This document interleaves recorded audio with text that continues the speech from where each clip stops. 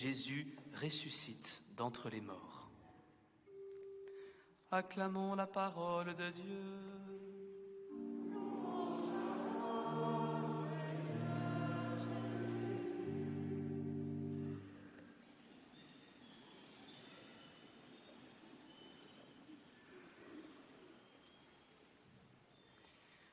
C'est la grande fête de Jésus aujourd'hui, ressuscité. Alors je vous raconte une petite blague que nous a racontée le Père Olivier ce matin au petit déjeuner en mangeant notre croissant de Pâques qu'on est allé acheter à la boulangerie. Alors, c'est des autocollants qui sont mis sur des voitures, peut-être vous en avez déjà vu, c'est marqué « Si tu aimes Jésus, klaxonne ». Et alors c'est une femme qui arrive à un feu rouge, il y a une voiture juste devant elle, et il y a cet autocollant devant elle sur la voiture. Si tu aimes Jésus, klaxonne. Sauf que la voiture de devant, elle grille le feu rouge et elle passe. Alors la voiture de derrière, elle s'arrête, et puis elle voit cet autocollant, puis elle se dit « Oh là, c'est vrai, c'est beau, hein, c'est vraiment, c'est une bonne idée, il faudrait faire ça et tout. » Et elle est tellement contente et emballée de ce qu'elle voit sur la voiture de devant, qu'elle en oublie le feu qui passe au vert. Et du coup, toute la file derrière se met à klaxonner, à klaxonner, à klaxonner. Alors du coup, elle est encore plus contente, elle dit « Oh là là, mais merci Dieu, tous ces gens qui aiment Jésus, c'est incroyable, c'est tellement bien, tous ces gens qui aiment Jésus. » Alors la pièce retourne et puis du coup, elle sort de sa voiture et puis elle les applaudit et puis elle dit « Oh là, bravo » et puis elle voit tous les gens derrière qui eux-mêmes sortent la main de la voiture et puis lui font voir autre chose. Et puis du coup, elle se dit, mais c'est magnifique, tous ces gens qui aiment Jésus, mais vraiment, oh là, quelle joie, merci Dieu pour tous ces gens qui aiment Jésus. Et puis elle rentre dans sa voiture et puis elle dit, mince, le feu passe au orange. Et elle passe et elle est la seule à pouvoir passer. C'était pour nous détendre un petit peu. C'est ce qu'on vit au presbytère, vous voyez, une vie fraternelle joyeuse. Mais au-delà de la blague, on pourrait tous klaxonner en sortant de l'église. C'est ce qu'on fait pour les mariages. Pourquoi on ne le ferait pas pour la fête de Pâques? Parce que nous vivons vraiment une grande fête. Peut-être que certains viennent par tradition. Beaucoup de personnes viennent à Noël et à Pâques. Mais quelle est cette tradition que nous vivons aujourd'hui? Eh bien, pour remettre un peu dans le contexte, les chrétiens, nous croyons que Jésus est mort. C'est pour ça que nous avons souvent des croix dans nos églises, comme devant vous. Et nous croyons que 3 jours après, le dimanche matin, il a été vu vivant par des centaines de personnes. Ah, là, il y en a peut-être qui se disent ils sont bizarres ces chrétiens-là. Là, je sais pas si je suis toujours là. Et j'avais entendu une psychiatre athée qui, ayant lu de près nos textes sacrés de l'Évangile, athée, disant « En fait, ça ne peut pas être une hallucination collective.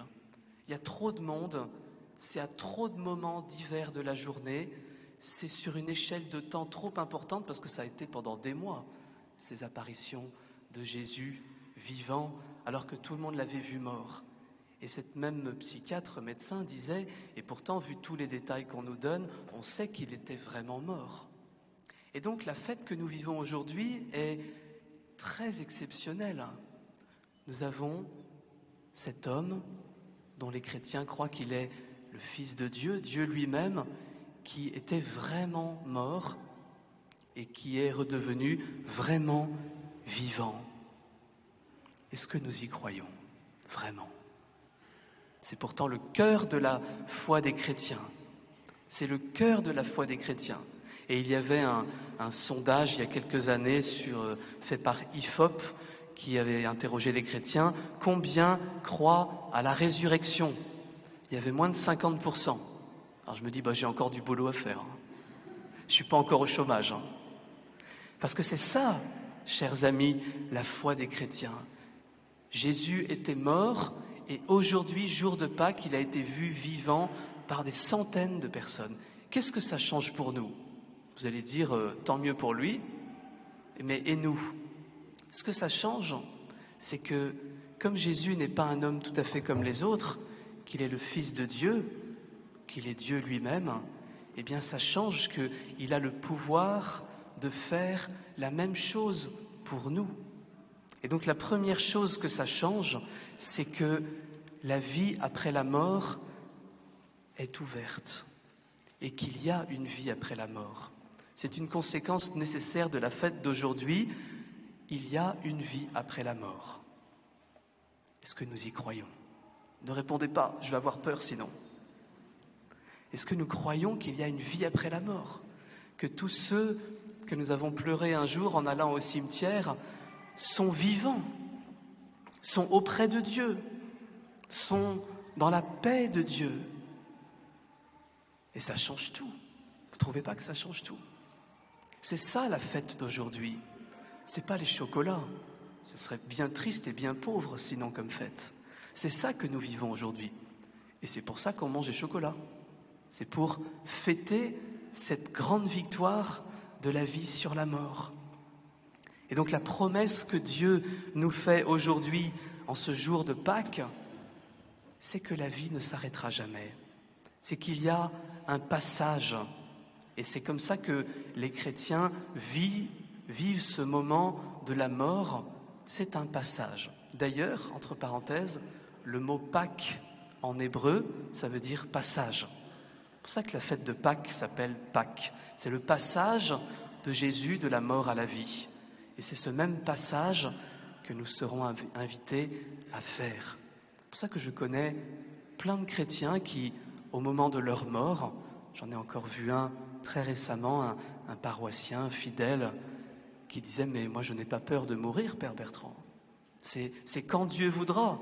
Et je sais que quand je passerai, eh bien, ça sera beau, ça sera joyeux, puisque je vais retrouver Dieu, que je serai dans la paix, que je vais retrouver ce que j'ai aimé. » Et en même temps, ce que nous montre le texte sacré que nous avons lu, l'Évangile, c'est que quand Jésus, alors qu'il était mort, apparaît vivant, on le reconnaît.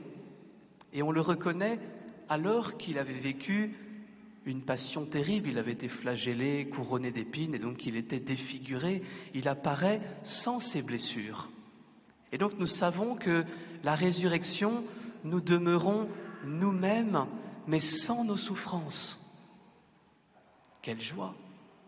Pour tous ceux peut-être parmi vous qui ont vu un proche être affaibli par la maladie ou par l'âge, non seulement il est vivant, mais il est vivant en bonne forme, en bonne santé, joyeux auprès du Seigneur. Et il continue à veiller sur nous. Ça encore, quelle espérance, quelle joie. La deuxième chose que ça change pour nous, que Jésus ait été vu vivant, c'est qu'il continue à vivre auprès de nous. C'est peut-être la grande différence entre la foi chrétienne et plein d'autres religions, c'est que beaucoup d'autres religions font appel à des textes sacrés anciens, alors que dans la foi chrétienne, nous croyons que Jésus est vivant aujourd'hui. Et j'étais très marqué, puisque nous allons baptiser 4 enfants, mais ils ne sont pas tous les 4 tout à fait pareils, puisqu'il y a 3 petits et une grande, Margot, qui a 10 ans, qui est en CM2, à l'école de Pleurtuis. Et quand je suis allé prendre un bon apéritif chez ses parents, il y a quelque temps, je ne vous dis pas l'adresse, sinon vous ne pourrez pas tous y aller après la messe. Je ne sais pas si le jardin est assez grand pour accueillir 800 personnes. Eh bien, j'étais très heureux, mais je le savais déjà, j'ai rien appris, Margot, de t'entendre dire que tu aimais beaucoup Jésus et qu'il était ton ami et que tu avais envie de vivre avec lui. C'est ça la vie chrétienne. C'est pas de regarder des vieux textes poussiéreux d'il y a 2000 ans auxquels on ne comprend pas grand-chose. On ne comprend pas toujours bien parce que, de fait, ça a été écrit il y a 2000 ans. Donc il y avait d'autres codes, d'autres habitudes littéraires qu'aujourd'hui. Mais ce qui ne change pas, c'est que quand on parle de Jésus il y a 2000 ans, en fait, il est vivant aujourd'hui. Et je sais que, Margot, tu as déjà vu plein de fois Jésus agir dans ta vie. Alors, je termine par cela. Il y a quelques années, j'étais tout nouveau prêtre, c'était ma première année, et on avait vécu comme hier soir une belle soirée de Pâques, avec des baptêmes, et j'avais beaucoup travaillé, je m'étais couché tard, et le lendemain matin, je m'étais fait avoir, erreur de jeunesse, j'avais rien préparé pour la messe du lendemain. Je me dis, oh, qu'est-ce que je vais dire? J'étais tout inquiet, puis l'église était bourrée à craquer comme aujourd'hui. Alors je me suis dit, mince, alors qu'est-ce que je vais bien pouvoir dire? Alors je me suis dit, allez, je vais tenter un coup. Et j'avais tenté le coup suivant, j'avais dit, bien, si Jésus est vivant, ça veut dire qu'il agit. Quelqu'un qui est vivant, il bouge, il agit, il parle, il fait des choses. Donc s'il est vivant, ça veut dire qu'il agit. S'il agit, ça veut dire que beaucoup ont vu son action. Alors levez le doigt, ceux qui ont vu son action. Et là, il y a la moitié de l'église qui lève le doigt. Oh, mais t'es dit, super. Et il y a une vieille dame. Alors c'est toujours compliqué, j'allais dire l'âge, mais si je dis l'âge, on dit « Ah bon, on est vieux à partir de cet âge-là ?» Bon, donc je dis pas l'âge.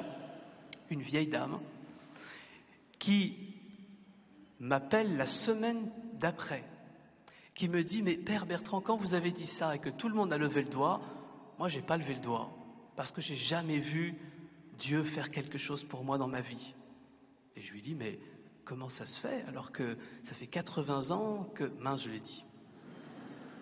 Que vous venez à la messe, que vous priez, que... Bon, ceux qui ont plus, vous êtes bienvenus. Hein.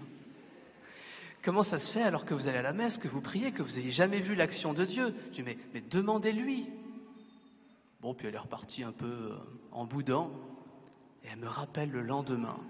Et elle me dit, Père Bertrand, hier soir, quand j'étais chez moi toute seule à prier, j'ai été envahie d'un amour, d'une paix, d'une douceur que je n'avais jamais connue auparavant. Et je sens que c'est Dieu qui est venu me visiter. Et c'était très beau parce qu'elle a vraiment fait le lien avec ce que j'ai dit tout à l'heure. Elle a dit, depuis ce jour-là, je n'ai plus peur de mourir. Je sais que de l'autre côté, il y a un amour qui m'attend. Il y a une paix qui m'attend. Et que je peux vivre paisiblement cette vie parce que, eh bien, de l'autre côté, je serai parfaitement en paix et joyeuse. Incroyable. Une magnifique histoire. Alors, est-ce que j'ose faire ce même sondage à Dinard? On essaye ou pas? Alors, qui a déjà vu Dieu agir dans sa vie? Levez le doigt. Ah ben, ça fait quelques-uns quand même. Et les autres alors? Alors, tous les autres, eh bien, je vous dis, comme à cette femme, demandez-lui d'agir pour vous. Si vous êtes venu à l'église aujourd'hui, j'aime beaucoup notre époque parce qu'on n'est plus forcé à rien. Donc vous n'êtes pas venu parce que vous avez été forcé. Vous êtes venu de vous-même. Et donc si vous êtes venu aujourd'hui, eh bien demandez-lui d'agir dans vos vies puisqu'il est vivant, puisqu'il n'est pas mort, mais qu'il est revenu à la vie. Alors je vous propose que, juste avant que nous vivions ces baptêmes, eh bien nous puissions lui demander, chacun fait comme il veut. Peut-être certains dans cette assemblée sont non-croyants, sont venus par amitié. Peut-être certains ne savent pas trop s'ils croient ou en quoi ils croient. Peut-être d'autres sont croyants mais se disent, bon, en fait, qu'est-ce que Dieu a vraiment fait pour moi? Eh bien tous, quel que soit notre niveau de foi, peu importe, nous pouvons tous demander, eh bien Dieu fait quelque chose pour moi aujourd'hui, en ce jour de fête. Alors ce que je vous propose, c'est que nous puissions fermer les yeux, ça nous aide à prier. Voilà, faire un grand silence. Chut.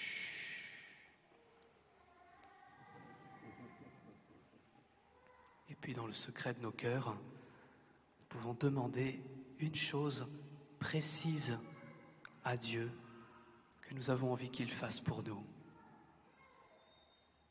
Peut-être une souffrance à enlever, peut-être une question à répondre, peut-être une colère à enlever ou une joie à donner. Prions dans le secret de nos cœurs.